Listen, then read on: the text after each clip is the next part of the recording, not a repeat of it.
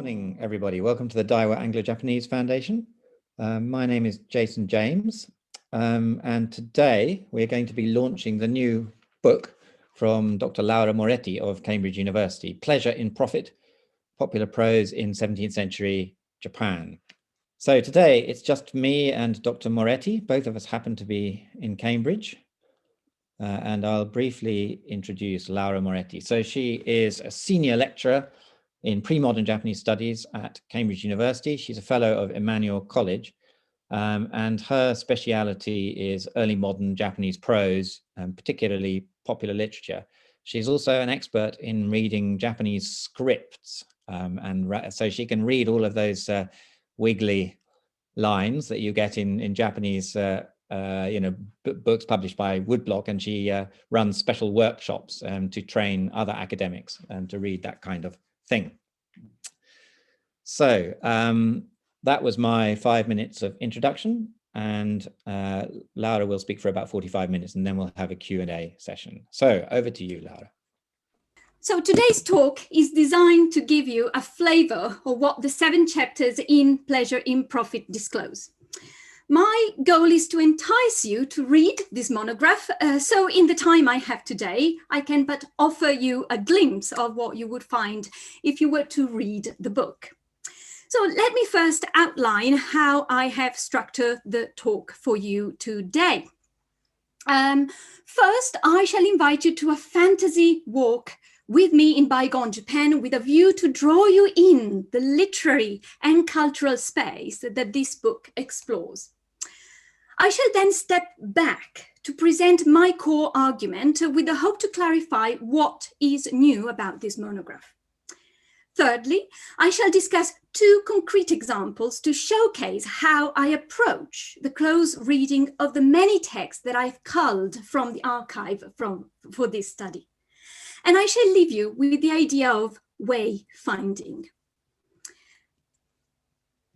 So let me start our journey today and taking you to a walk to Kyoto back in time around the 1660s.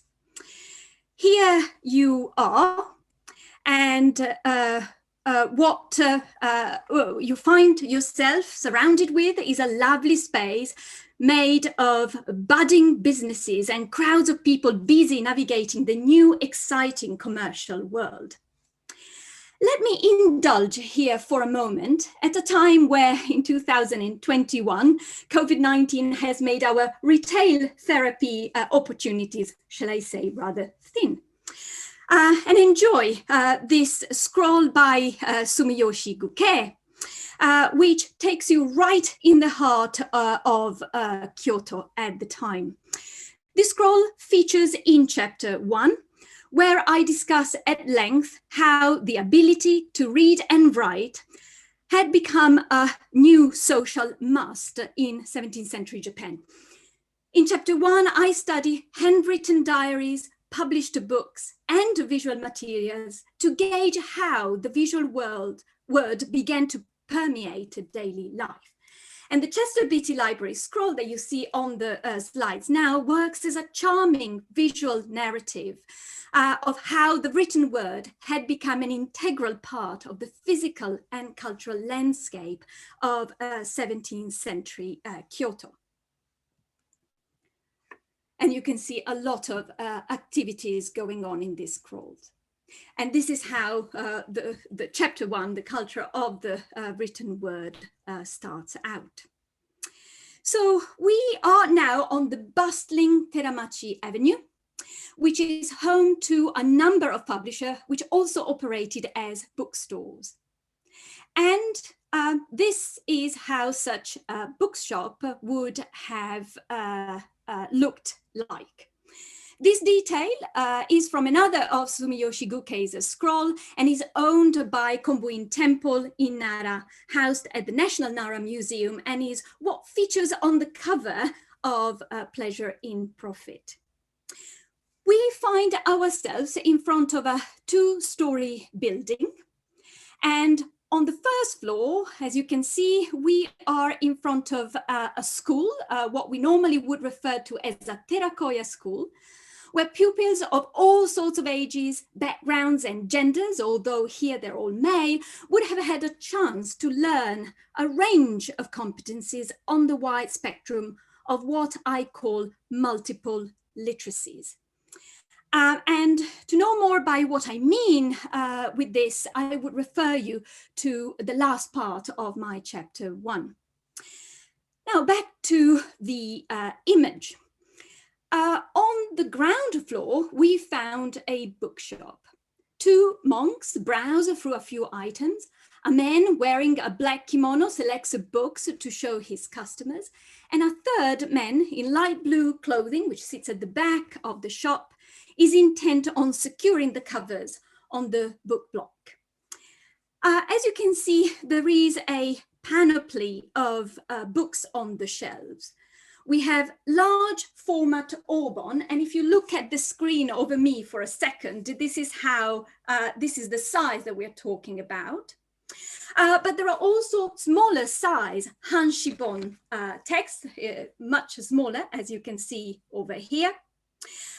We have scrolls and we have rectangular concertina books. Now, the shop name is not made explicit anywhere in this image, but allow me to suggest that this is how a publisher and booksellers like Nishimura Matazaemon would have run his business. This name, Nishimura Matazaemon, is not picked up randomly. He is one of the key publishers at the time, among others that I discuss in my book. In addition to serious publications in Sinitic or classical Chinese, which would probably have appealed to an elite, let's face it, Nishimura issued titles that would have interested a wider readership, including those who would have had a couple of years of education in the aforementioned Terakoya school and be in the main trained to write and read the phonetic script. I call these novice readers. Now, in 1634, Nishimura Matazaemon published this conduct manual, which was an immediate hit and was reissued more than 12 times by him and other publishers, both in Kyoto and Edo, modern time Tokyo, until the 1680s. So if you look again at me for a second, you will see this 1647 edition of this particular conduct manual with a very nice table of content and then juicy contents that I explore at length in chapter 4. You could have purchased this manual from Nishimura's shop for the price of a bowl of steamed rice flavored with hot tea, a chazuke. In chapter 2, there is a whole section that explains how book prices worked and how we can make sense of them. Now, Nishimura's huge stock of books included, among other things, collections of medical recipes, cookbooks, didactic books for women, a classic like The Tales of Ise, Buddhist sermons, poetry anthologies, and didactic books for women. In other words, this bookshop, just like any modern day bookshop, provided all sorts of readings to feed varied interests and deliver diverse pleasures. Nishimura was also one of the movers and shakers of the publishing industry at the time, issuing one of the first book trade catalogues in 1670, and actually the first bearing what approximate a colophon. Now, these catalogues listed the titles available on the book market in Kyoto and possibly Edo. So before the creation of the Publishers Guilds, Nishimura's ability to pull together information from the hundreds of publishers active in Kyoto speaks of his leading position in this world. And yet, we knew nothing about him to date. As I hope it is clear from this description, the 17th century bookshop was a space that breathed dazzling plurality. And the magnitude of the publishing business was truly impressive. If any of you is interested in understanding how the business of books was shaped in this century, I trust that chapter 2 will give you a wealth of information that challenges received figures and expand what we have known to date on the subject about types of publishers and readership. Now, those who know me well also know how bad I am with numbers. Yet I did take extreme care, and probably my dear ones would put it differently and perhaps talk of serious OCD, but I did take a lot of care in reconstructing figures around publishers and their products. I've done so by gathering evidence from contemporary pictorial and verbal sources, and making full use of a systematic survey of 17th century printed colophons produced by Oka Masahiko. And as this colleague very kindly granted me access to unpublished materials, I can vouch that chapter 2 contains fresh data. Now, I would be honest with you in saying that my hope is to inspire more research on the subject, to confirm or even challenge the figures I offer. But my pleasure in profit shows that there were over 1,000 publishers working alone or in teams by the end of the 17th century, with what I estimate over 1 million of copies in circulation by the 1670s. I personally love how author Hojo Dansley put it.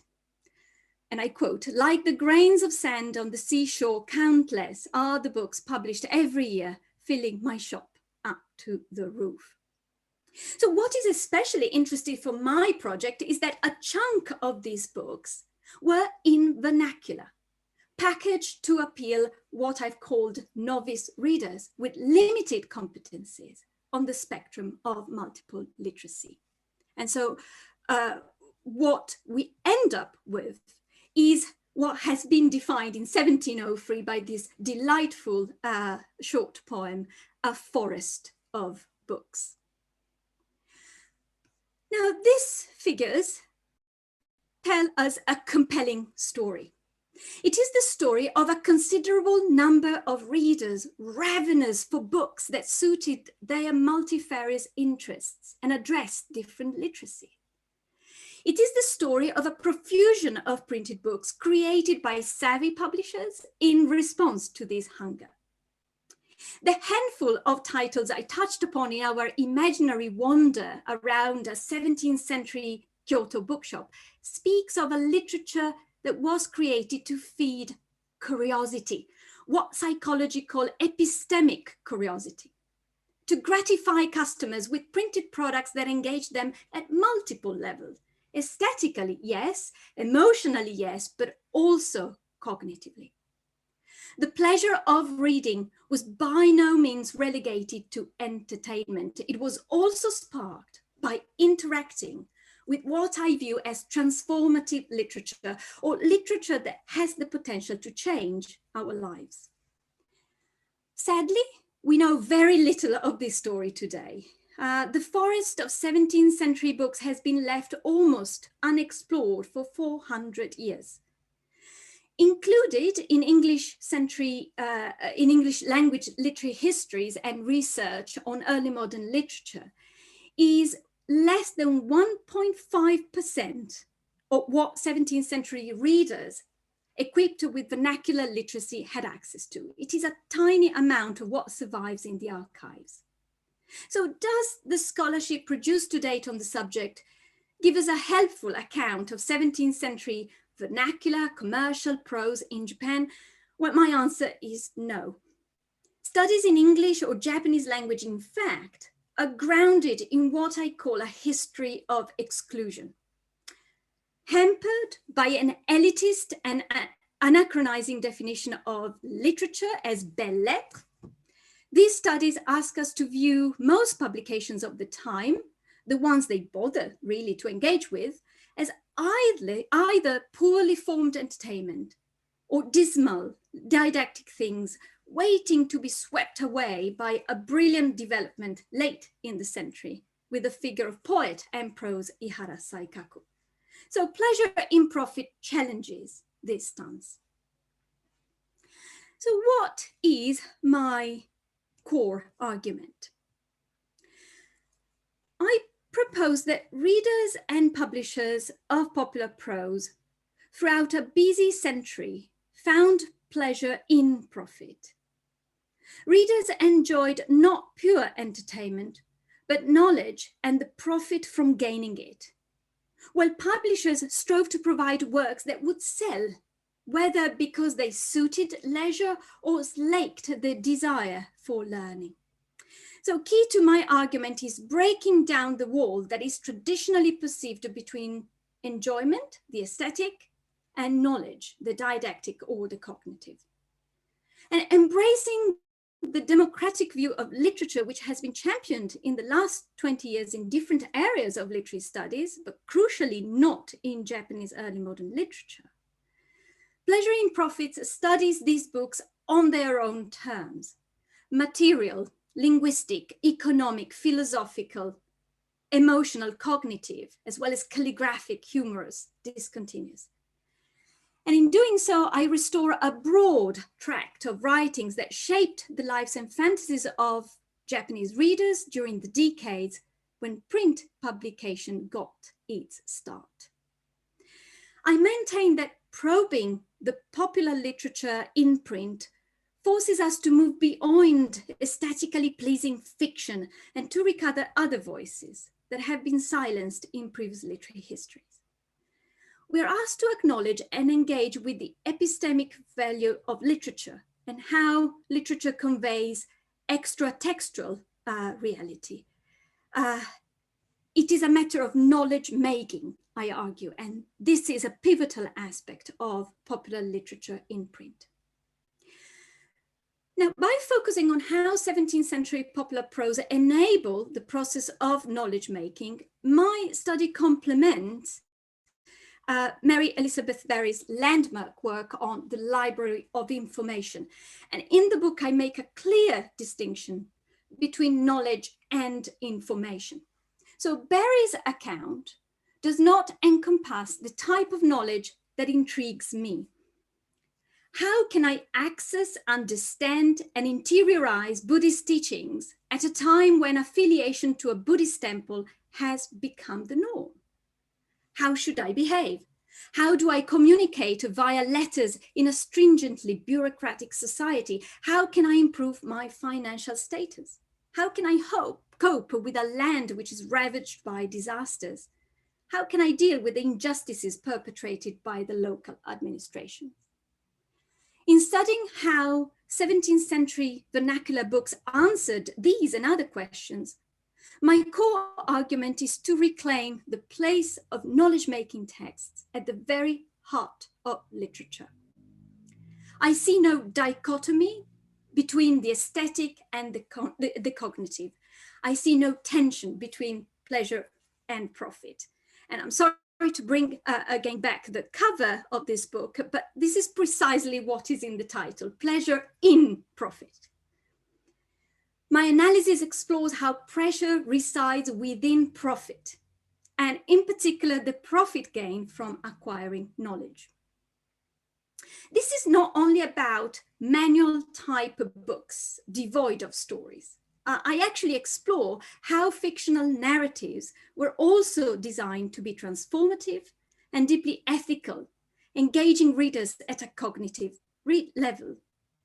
I equally call attention for what it may be the ultimate pleasure, which is the pleasure that publishers must have gained from the financial profit they sought to secure by publishing these titles.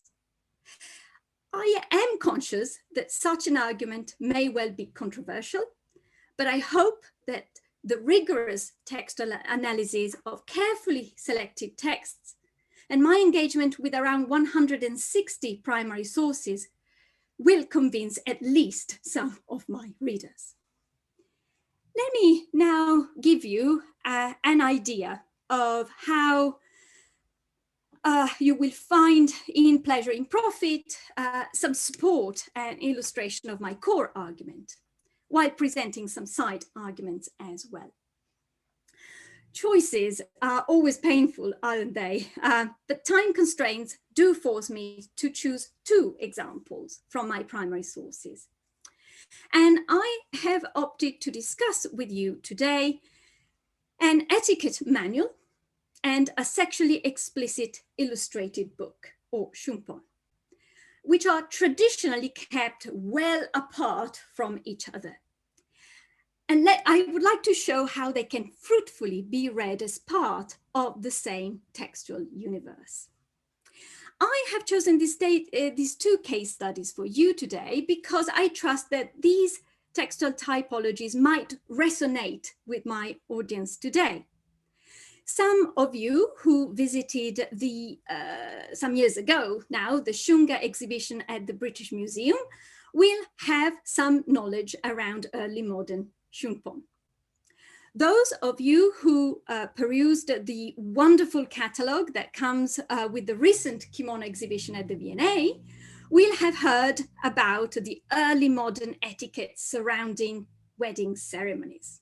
So you're well equipped to deal with the 2 texts that I would like to briefly introduce today. The texts selected today are part of chapter 4. And let me say just a few words about this chapter. It is entitled Civility Matters, and it focuses on how commercial publishers effectively exploited the rhetoric of disclosing secret oral traditions to issue a wide range of printed materials designed to teach deportment. Now, the chapter as a whole examines societal and interpersonal knowledge, which is embedded in etiquette books, and how it complements the ethical, religious, and societal knowledge that I explore in chapter 3. It also challenges some of the findings which have been put forward by Ikegami Eiko in her Bonds of Civility, and enters into dialogue with research done on European etiquette books by Keith Thomas, among others. Now, one of the apparently accomplishments of Pleasure in Profit, as one of my peer review kindly put it, is to look at books from within their cultural background and from the perspective of 17th century publishers who structured the publishing market with what I call publishing genres. They are different from the modern concept of genre, and I would like to invite you to read the book to understand how. Now, etiquette books fell mainly into the publishing genre of books on manners and cookery that you find on the right. Here we still have our Nishimura Matazaemon's book trade catalogue in front of us. But those dealing with etiquette for women were marketed in a different genre called nyosho, or simply books for women. Now, the exploration of how porous the boundaries between these 2 publishing genres were is part of the beauty of the corpus I work on. So my first primary source today is Onnakagami Hidensho, or simply Onnakagami. It was published in 3 volumes in 1650 by the Kyoto publisher Noda Yahei. It enjoyed so much popularity that it was reissued in new editions throughout the 17th century. And in chapter 4, I explain how the marketability of this book was boosted at some point in the second half of the 17th century by combining the blocks, the 1652 blocks by Yamamoto Chobe, which you see the colophon on the left, with wood blocks from another etiquette books for women. And it was turned, as you can see here, in a 6-volume set. I only have 5 volumes, unfortunately, but this is how it would have been revamped in the second half of the 17th century. The pricing made it relatively affordable. Even the edition in 6 volumes was cheaper than Ihara Saikaku's The Life of an Amorous Man, which many of you will be familiar with, and which is normally invoked as a cheap, popular book. In the 1670 catalogue, Onna Kagami does appear under the category of Nyosho, and it is advertised as an especially designed book for shitsukekata, conduct. So let me show what kind of information I offer in the notes in Pleasure in Profit. And you may think, oh my gosh, that's a very long note. But notes, in particular the notes for primary sources, are really part of my research, and they are an integral part of my research. I reconstruct the publishing history of a particular title. I give information about diplomatic transcriptions, critical editions, and English translation, if they exist. And I describe what we know from early modern book trade catalogues, including prices. So these notes really should give you a very good idea of how the book was marketed at the time. Now, Onna Kagami Hidensho is structured in 120 discrete sections that discuss ethics, societal knowledge, bodily civility, and more generally, manners. This manual is designed as a very convenient book that enables readers to pick and choose what they wish to read. Here you find a very handy table of contents that guides you to clearly numbered and titled section, number in blue and in my slide, and the title in red. Altogether, Onna Kagami is designed as a non-narrative how-to book that discloses practical teachings on what a 17th century woman in Japan was meant to know. But it also works as a conceptual grammar of womanhood, outlining the ideal trajectory of a woman's life from the age of 7, when she starts the study of comportment, till later in life when she's a grandmother. At the heart of Onna Kagami, occupying half of the second volume, as you can see here from section 2 to section 20, are the wedding ceremonies. We find a systematic treatment of these ceremonies, taking the reader through all its steps. Now, this is no cheap wedding. After the acceptance ceremony of the wedding proposal, for example, we find a long passage that describes the procession carrying the bride and her dowry, as well as various ceremonies involving a lot of food and very expensive clothing. So how could such a manual be read, we may ask? The first immediate answer is that it was designed to be read efferently. And I know that there is in the audience Richard Bowring who hate this word, but I will dare to use it, efferently, meaning that the reader would concentrate on the information, the concepts, the guide to action to be taken away after the act of reading. So was this reading mode possible for all readers? Well, no, really. But there was a little bit of everything to engage a wide range of readers. Perhaps a woman born in a household not that affluent would not be able to compose poetry, devote herself to music, or pay great attention to expensive clothing. But bodily cleanliness, childbirth-related matters, and table manners, even though there were not tables as such, had the potential to be meaningful for a large segment of the female readership. In my analysis of etiquette books, though, I also admit other types of reading modes, and I do so because I have to make sense of an enormous popular publishing genre, Onna Kagami being just one of the examples I discuss. So today I point you to just one of the many possibilities I discuss in chapter 4.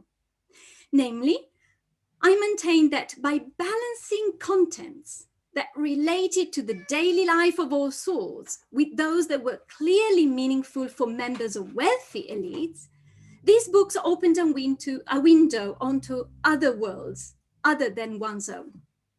As a result, the dry, non-narrative prose was transformed into a spectacle of lifestyles that could be enjoyed on the printed page. It would have been like an almost voyeuristic desire to peep into others' life that drew the novice readers to these conduct manuals. So readers were invited to fantasize about this world during the act of reading, therefore engaging aesthetically with these books. To further prove my point, if this is not enough in itself, let me introduce you to the 1687 Sanze Aisho Makura. Now, the attribution of this Shumpon, this sexually explicit book, is debated between Hishikawa Moronobu and Sugimura Jihei. But the bottom line is that they were both renowned ukiyo-e artists at the time. Research on this text is scant, but we are led to believe that this is a piece of erotic art endowed with appreciable aesthetic qualities and with a fictional story to go with a beautifully illustrated book. The presence of sexually explicit pictures from the end of the first volume onward certainly just justifies this approach. Now, I've decided not to have very big pictures because we are recording, but if you want to have a look at the second volume of this delightful book, it is entirely digitized on the website of the Art Research Center. This is actually a very rare book. The only copy that we know of is the incomplete one in the private collection known as Ebibunko, which is the one which is digitized. But today, the images that I used from the first volume, which unfortunately is not part of the copy and in the Ebibunko, are a photographic reproduction from a copy whose whereabouts are apparently lost. So I didn't have a lot of choices rather than using a photographic reproduction. So you might think, what on earth this Shumpon, this sexually explicit book, has to do with a conduct manual like Onna Kagami? It is really in the first 10 folios that we can find an answer to this question. These folios serve a different purpose from the rest of the book. Namely, they rehearse as well as produce knowledge around the civility of the wedding ceremonies. I also argue that in doing so, Sanze Aisho Makura complements the knowledge offered by non-narrative manuals, and more specifically Onna Kagami, and therefore can be read as a how-to book in its own right. I hope you can start to see how the strict book categories or genres that we are used to are really not helpful when dealing with these texts of 17th century Japan. So here you find on the slide at the beginning where the reader is enticed to a world that is framed as an illustrated fictional story. We are told that the son of a wealthy merchant is looking for a suitable wife, and an intermediary identifies the daughter of a respectable family as the ideal match. In the next scene, we are at the Asakusa temple where the boy and the girl are given an opportunity to catch a glimpse of each other. And actually this scene makes use of narrative tropes that I explore in chapter 5 as they belong to the world of epistolary prose. Now, as expected, love blossoms between the two. This happens, as you saw, in the first 2 double-page spreads. Yet the third double-page spread takes us right at the moment where marital vows are exchanged. This is where the focus moves away from a narrative story to a non-narrative conduct manual. Sanze Aisho Makura translates into images the information contained in Onna Kagami on how a woman should prepare her toilette for the occasion. At the same time, it provides us with additional details. The text on the top, the verbal text, advises us about which gifts are to be displayed. And we're told kimono with golden threads, intricate patterns. We find money, delicacies, and sake casks. The illustration visually confirms this and also includes other items. So the text keeps us engaged on a cognitive level by providing us with knowledge about the etiquette to be followed. And this is new knowledge, new compared. The fictional story is not abandoned altogether, as we do follow the same couple until their love generates a baby. But the point is that each of the double page spreads that follow offer the reader with a wealth of details on how to carry out a properly executed and impressive wedding ceremony. On the 7th folio, we are confronted with an unexpected narrative twist. And let me quote this passage for you. In the past, the two gods Izanagi and Izanami began to exchange the exchange of love vows between a man and a woman standing on the floating bridge of heaven. Since then, love between the two sexes has thrived. Now, starting with those of the high class and down to everyone, the vows of love and intimacy exchanged by men and women are deep. Because the ceremony took place in the 11th month, known as Shimotsuki, the frost month, a certain man composed a hokku that says, below the belly button, some white hair, white as the frost. This is marriage. Everyone laughed.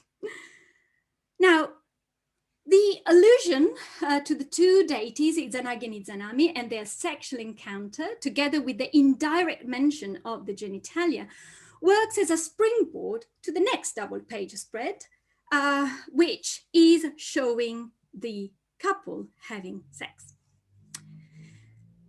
Let's see how On Nakagami dealt with the first night of the couple together.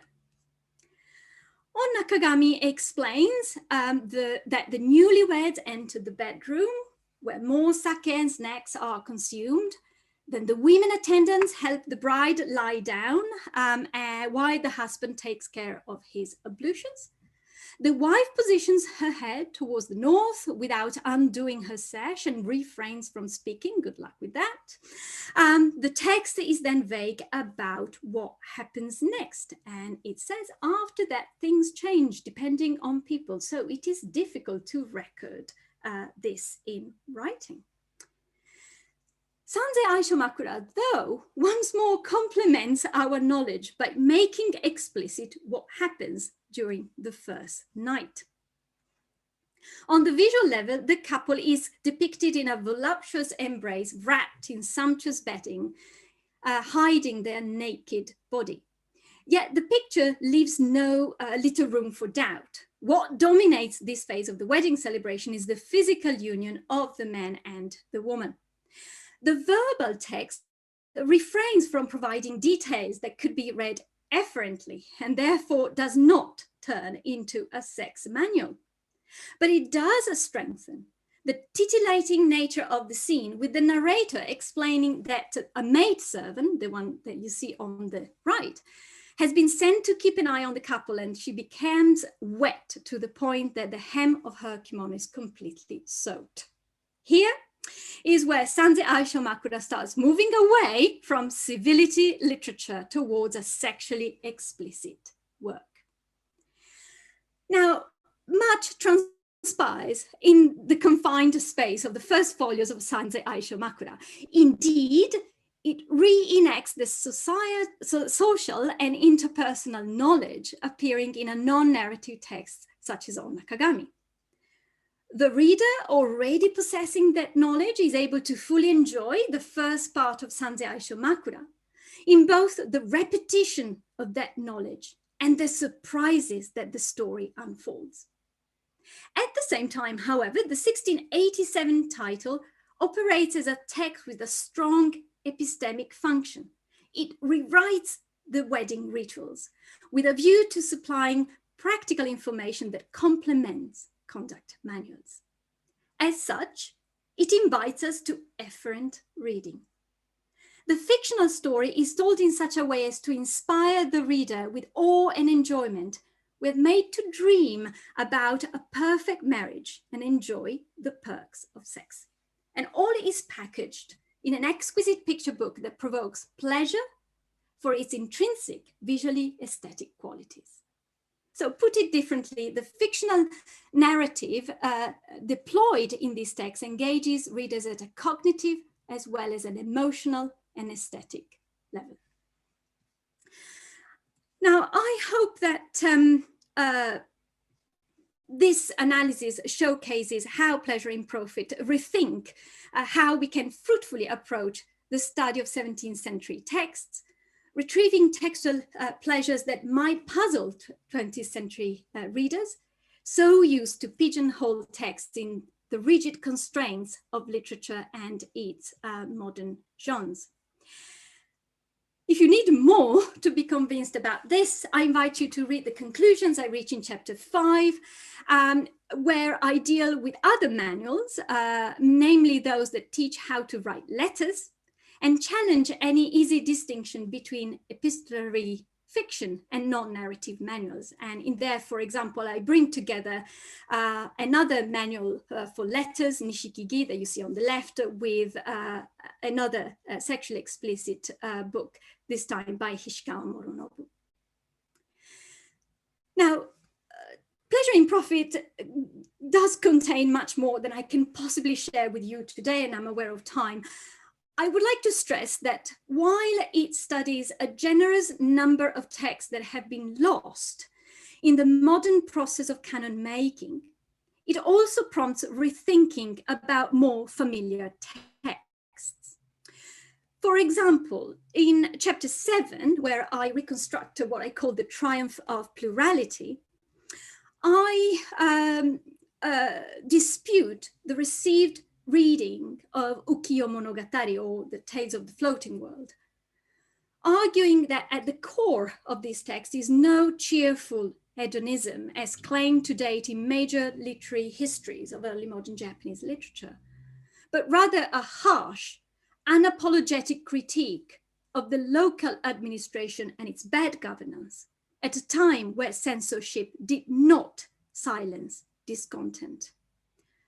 I also account for the power of a text that charms precisely because of its fragmentary nature, the same nature that has been used to bash this book as a literary failure. So if you are interested in understanding a century of neglected Japanese prose, and if you're prepared to be challenged by texts that discomfort, Pleasure in Profit might prove thought-provoking reading.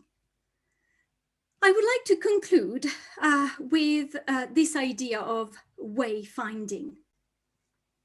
17th century publishers started to discover the existence of a new public that for the first the written word without any intermediary.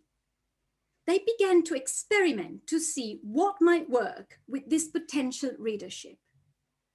What would sell in good numbers? What got readers excited? What generated more curiosity and consequently more demand and crucially more profit? Authors, illustrators, and readers all participated in this invitation to invention. Publishing was finding its way, inventing as it went.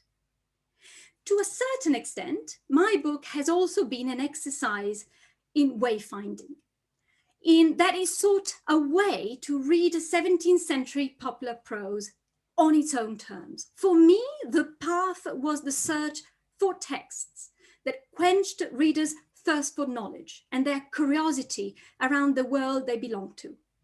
Now, the search was fruitful as the archive confirmed that text appealing for their epistemic function was extremely popular. Nevertheless, I do not wish to give the impression that a penchant for knowledge making and didacticism was the be all and end all. In the conclusions, I mention several strands that await research. So the hope is that Pleasure in Profit might inspire fresh research on a century which is replete with textual plurality. For now, I shall leave you here in front of the shop of a prolific publisher and bookseller in 17th century Kyoto. If you read Pleasure in Profit, you will be equipped to start foraging its diverse stock. Thank you very much. Thank you very much indeed, Laura. It looks like a wonderful book. I'm hoping that since we're both in Cambridge, you might pop the Daiwa Foundation's copy through my letterbox at some point. Indeed. But I very much look forward to reading it, and thank you so much for introducing it to us.